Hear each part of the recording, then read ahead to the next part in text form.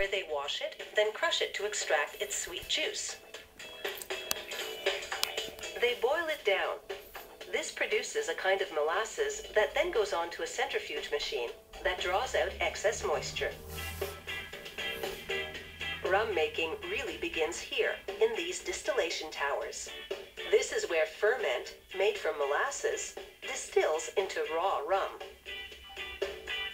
To make ferment, molasses mixed with water and yeast heats in open tanks for about 30 hours. This converts sugar into alcohol. Here's a sample straight from one of these tanks. Notice that foamy top layer? That's fermentation in action.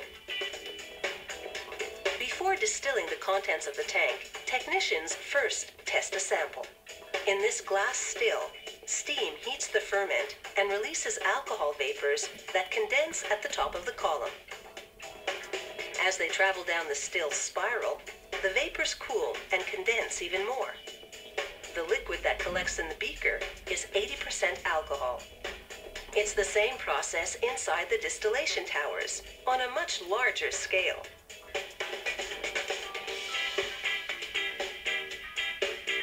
The ferment must reach 80 degrees Celsius to distill into raw rum. Then it's stored in these 50,000-liter containers until they test it for quality. These gas-powered boilers provide the steam heat for the distillation towers. Workers monitor the distilling towers day and night. This facility can produce up to 40,000 liters of raw rum a day, all stored in these gigantic silos. From there, the raw rum goes into charred oak barrels.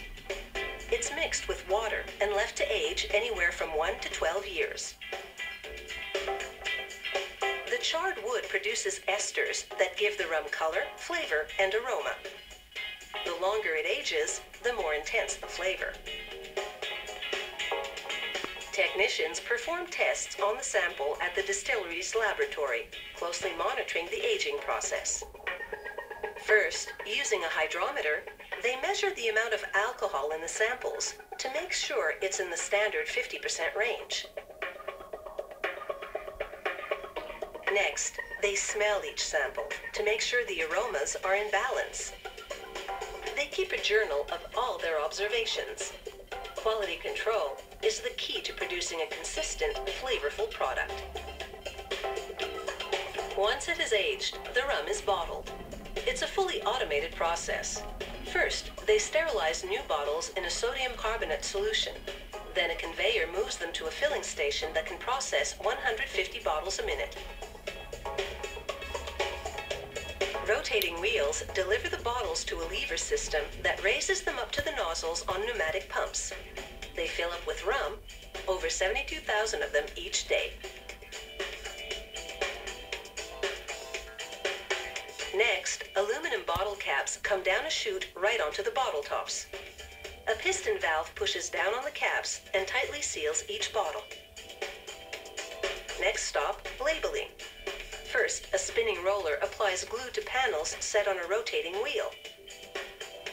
The panels pass a dispenser and a label glues onto them. Another rotating wheel grabs the labels from the panel and transfers them onto the bottles. Sponges press them neatly into place. As the bottles convey out of the labeling station, brushes smooth out each label.